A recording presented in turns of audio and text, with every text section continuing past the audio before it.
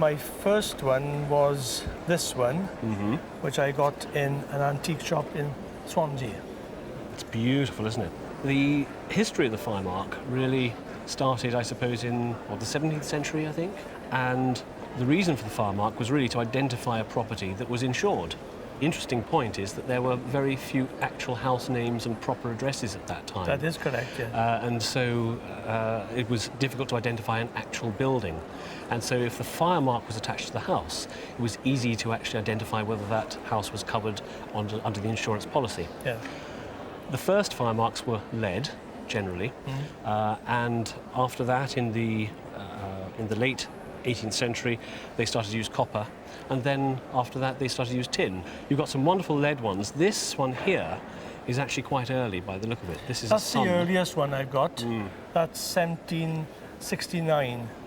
That's And very early, isn't it? I got in touch with the Sun Insurance office, and they kindly sent me a typewritten copy of the insurance details in their records. They still had it. Yes. It's incredible. But that covered a house in Surrey belonging to a glass blower, and it was insured for £200. Really? And the premium was £2.14, I think it was. How astonishing. The interesting thing about fire marks is that you actually had to buy your fire mark. You had the policy, but you had to buy the fire mark. And the normal position was above the front door of the house. That's correct. But normally between the front windows.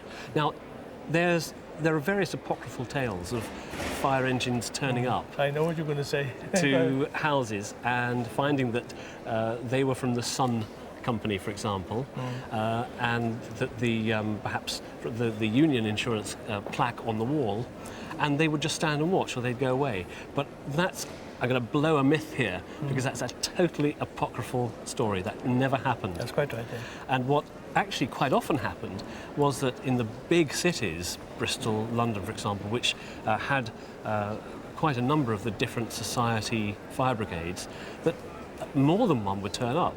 3 or 4 sometimes would turn up, and that occasionally they'd be competing with each other to see who could put the fire out. Well, according to some stories, there might have been occasions when the members of one brigade where they may turn the water hoses on the other lot to send them away. I'd love to have seen that. Because they want to get a reward from the insurance company for putting the fire out. Of course. That might have been a popular misconception, but that is how it's generally understood to be. Why do you collect them?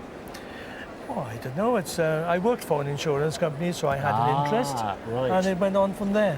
Well, it's a wonderful collection. Have you ever had it valued? No, not as such.